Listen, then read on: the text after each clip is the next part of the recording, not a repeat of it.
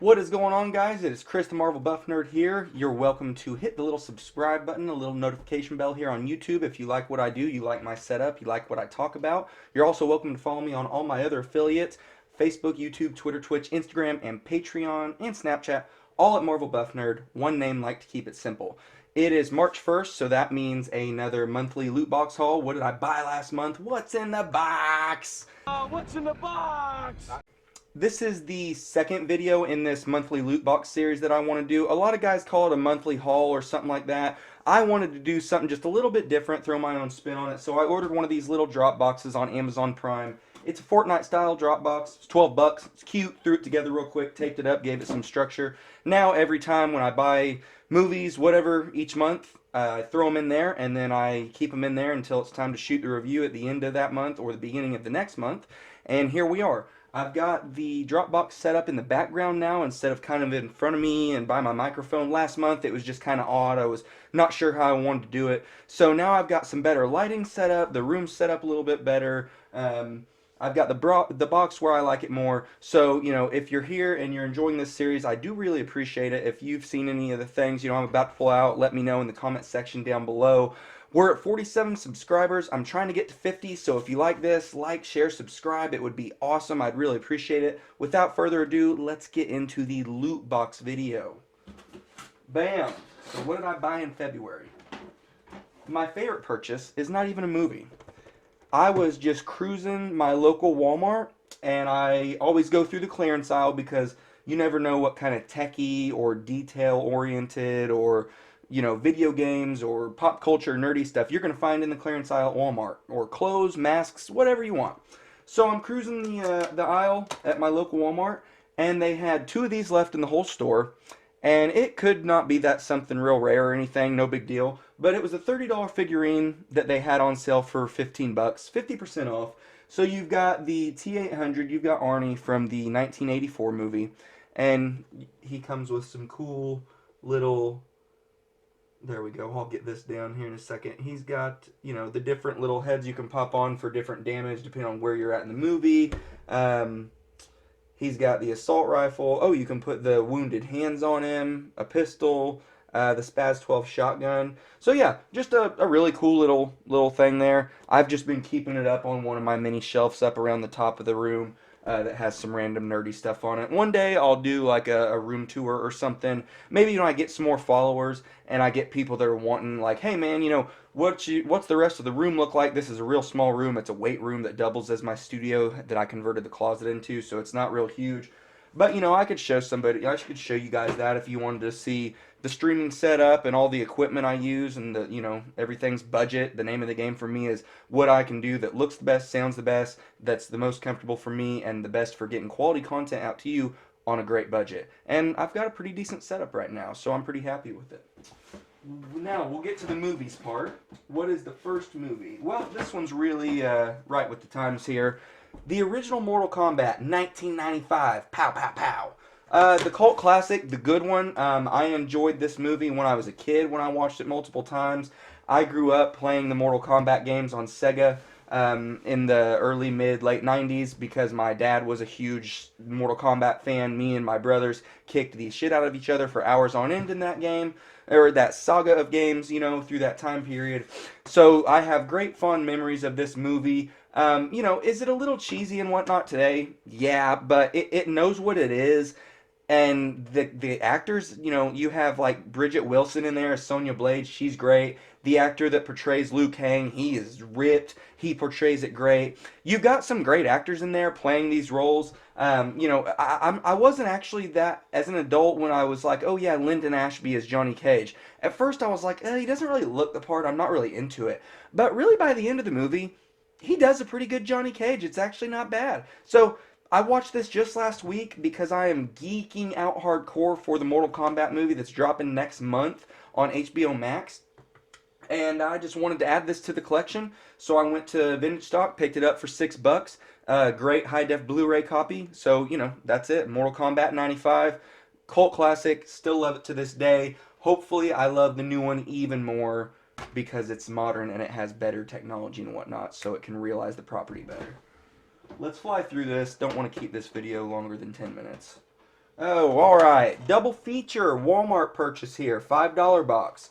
The Purge 1 and Purge Anarchy. The first Purge is it's Ethan Hawke. It in concept, in theory, I was really excited for the movie, but it's kind of lackluster um, in its execution because it's just they're in this huge amazing house that can't get invaded, and then it does get invaded, so then we're just in a thriller-esque horror kind of, people have invaded my home movie, and it's not, it kind of doesn't do as much with the purge theory and the purge concept as we want. Now Purge Anarchy with Frank Grillo, he is awesome in this movie. I'm a huge Frank Grillo fan. He is jacked. He's like 56 now, and he's still in amazing shape. He's Crossbones Rumlow in the MCU.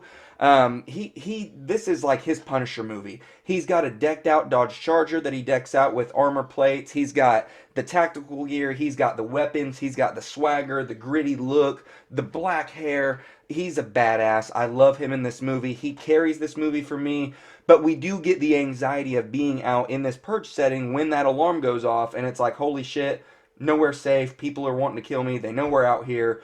What are we going to do? And we're in that setting very much with this little stereotypical, suburban white couple that gets broke down on the side of the road. And we kind of follow them, and it goes through their story and whatnot, and they intertwine with Frank Grillo, and they all have to survive the night. But I really like where this one goes through and through. There's a couple twists throughout it you don't expect. The ending kind of throws something at you don't expect. I just rewatched it during Halloween when I was feeling spooky. These are movies I'll definitely just rewatch every October for sure. But The Purge Anarchy, anytime I'm in the mood for a Punisher movie, but I don't want to watch the Thomas Jane Punisher or rewatch any Netflix Punisher shows because, depending on which episode you pick, it'll be a real badass one or not a real badass one.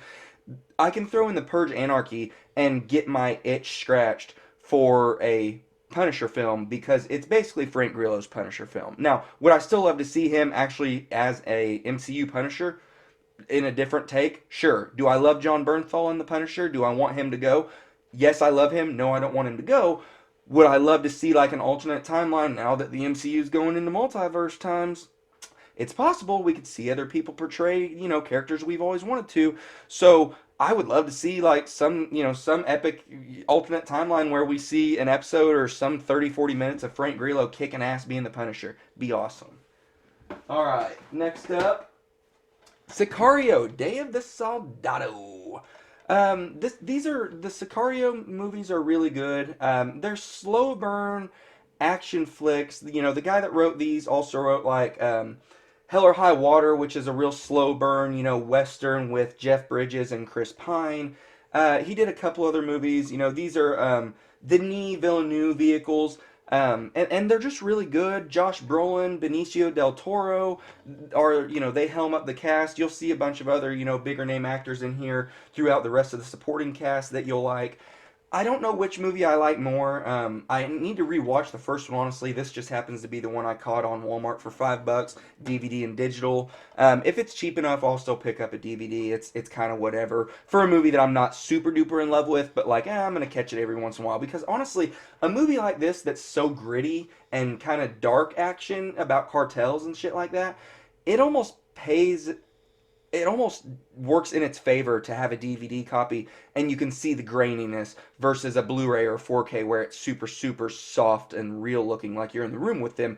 The graininess of a DVD quality on like a real gritty action movie like this kind of almost lends itself to it. So it doesn't bother me at all. I need to redeem the digital code if it's still good though. I bought this last month. I forgot about the digital code because I put it in the box.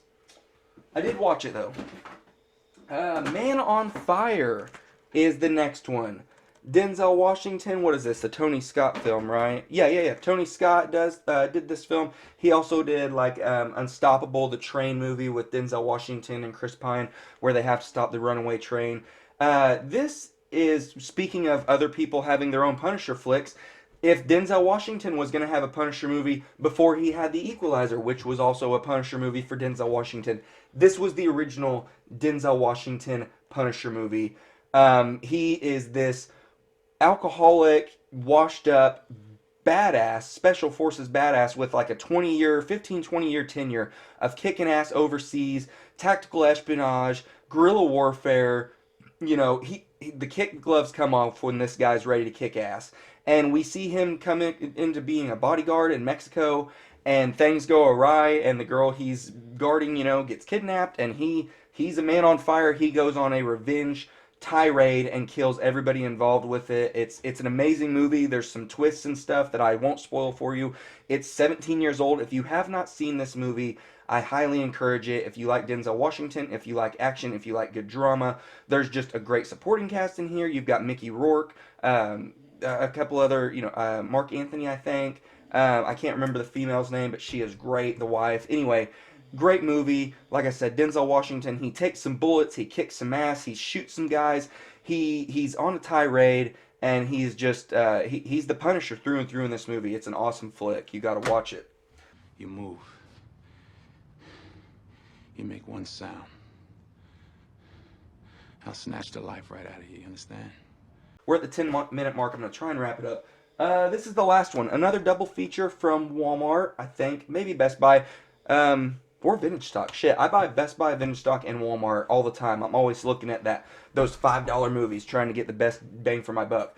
This, I think, was actually a $5 buy at Vintage Stock. The Dusk Till Dawn movies, I'm really fond of the first one, and I rewatched it. George Clooney, Quentin Tarantino, Robert Rodriguez film, directed, but Quentin Tarantino came in and collaborated a lot with him, and they still are good friends and work together to this day. This is kind of the origins of that relationship in cinema, behind the scenes of cinema lore, which is really cool to see.